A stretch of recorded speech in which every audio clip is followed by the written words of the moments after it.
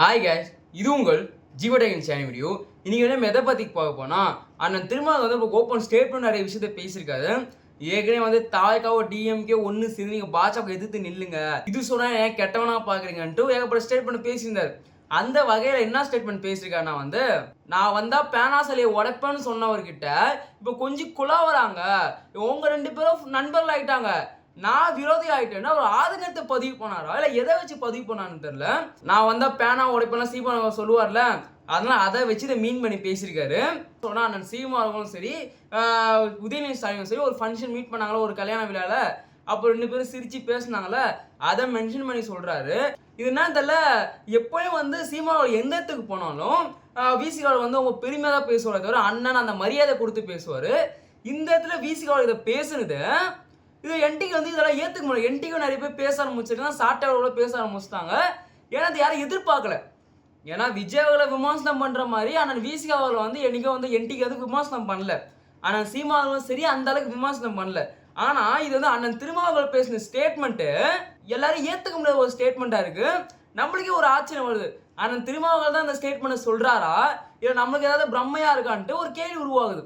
அது மட்டும் இல்லாத பொது வேட்பாளர் நிறுத்த போகிறாங்களாமா, இப்போ கொஞ்சம் குழாயிறாங்கன்ட்டு எந்த மாதிரி ஒரு ஸ்டேட்மெண்ட்டையும் வந்து முன் வச்சிருக்கேன். நான் பொது வேட்பாளரா நிறுத்த போகிறாங்கன்ட்டு யார் வேணால் பேசலாம். ஏன்னா ஒன்றும் என்டிக்கு வந்து ஒரு அஃபிஷியல் அனௌன்ஸ்மெண்ட் தரல, நான் வந்து பொது வேட்பாளர் நிறுத்த போகிறாங்க, சீமான் பொது வேட்பாளர் அம்பாசமுத்திரம் நிற்கிறான்ட்டு அஃபிஷியல் அனௌன்ஸ்மெண்ட் என்டிகே சைட்லேருந்து வரல. ஆனால் சீமாவுக்குள்ள எந்த ஒரு இன்ட்டு கூட கொடுக்கல. உங்கள் அப்போதுலேருந்து இதான் சொல்லினா தனிச்சு தான் நிற்போமே தவிர எந்த நேரத்தில் நாங்கள் கூட்டணி போக மாட்டோம்னு ஸ்டாண்டர்டாக நிற்கிறாங்க. ஆனால் இது வந்து ஒரு ப்ரெஸ் காரணம் சொன்னால் ஓகே, ஒரு அரசியல் தலைவர் ஒரு மிகப்பெரிய ஒரு லீடர்ஷிப் வச்சிருக்கவர் ஆனால் திருமாவளவன் பேசுந்த ஏற்றுக்க முடியும்னு சொல்லிட்டு ஆதங்கத்தையும் என்டிக்கு தெரிவிச்சிருக்காங்க. ஏன்னா நம்மளுக்கு ஒரு கேள்வி உருவாகுது, அப்போதுலேருந்து அவங்க எந்த ஒரு அஃபிஷியல் அனௌன்ஸ்மெண்ட்டும் சொல்லலை.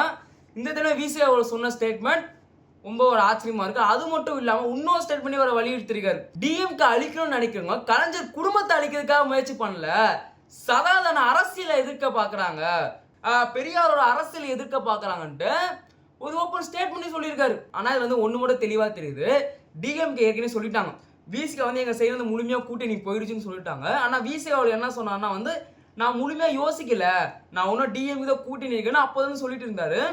இப்போ இந்த ஸ்டேட்மெண்ட் உங்கள் ஆதங்கத்தோட உச்சின்னு சொல்லிட்டு நிறைய பேசிட்டு இருக்காங்க. இப்போதைக்கு ஒன்றும் தெரியல, போப்போ என்னன்னு தெரியும். ஏன்னா இப்போ நம்மளுக்கு நிறைய கன்ஃபியூஸாக தான் இருக்குது, என்ன நடக்குது என்ன போகுதுன்ட்டு.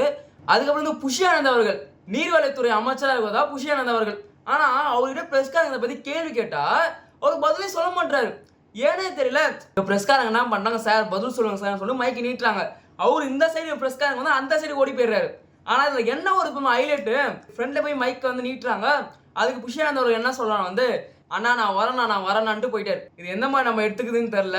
ஏன்னா மற்ற துறையை பற்றி அவங்க கேள்வி கேட்கல, எந்த ஒரு பர்சனல் வெஞ்சர்ஸும் கேள்வி கேட்கல, வேற வந்து அனாவசியமாகவும் கேள்வி கேட்கல, அவர் துறையை பற்றி கேட்டிருக்காங்க. என்ன கேள்வினா வந்து, மேகதாது அணையை வந்து கட்டுறதா கர்நாடகம் முடிவு எடுக்குது, அது வந்து கட்டுற வேலைகள் தொடங்கிடுச்சு, 140 படிக்கட்டை அங்கே அமல்படுத்திட்டாங்க, கட்டிட்டாங்க வேலை தொடங்கிறதுக்காக, அதை பற்றி தான் கேட்டிருக்காங்க. ஏற்கனவே இந்த ஹீட் வேறு அதிகமாகுது, பூமியில் வெப்பங்கள் அதிகமாகுது, இப்போ நீர் வந்து பற்றாக்குறை வருமே, அதனால அந்த கேள்வி எழுப்பியிருக்காங்க. ஆனால் அதுக்கான பதில் வரல.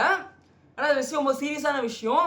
இது ஏன் தெரியல. ஆனால் ஒரு கேள்வி எனக்கு, புஷி ஆனந்த் அவருக்கு வந்து ப்ரெஸ் மீட் தர மாட்டாரு, சிஎம்ஆவை ப்ரெஸ் மீட் தர மாட்டேன்னு சொல்றாங்க. ஒரு கேள்வி எனக்கு எழும்புது, ப்ரெஸ் மீட் தரணுன்ட்டு ஏதாவது கட்டாயம் இருக்கா, ஏதாவது ரூல்ஸ் புக்கில் இருக்கா? இந்த கேள்வி எனக்கு மட்டும் இல்லை, நிறைய டிவிகே சார்ந்த அவர்களும் கேட்டுட்டு தான் வராங்க. உண்மையில இந்த கேள்வி எனக்கும் வருது.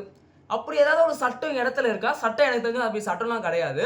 ஆனால் டிவிகே சேர்ந்து இதுக்கு நான் அனௌன்ஸ்மெண்ட் என்ன சொல்றாங்கன்னா வந்து, நாங்கள் வந்து பேச்சில் செய்ய மாட்டோம், நாங்கள் செயலை தான் செய்வோம்ட்டு ஒரு ஸ்டேட்மெண்ட் சொல்றாங்க.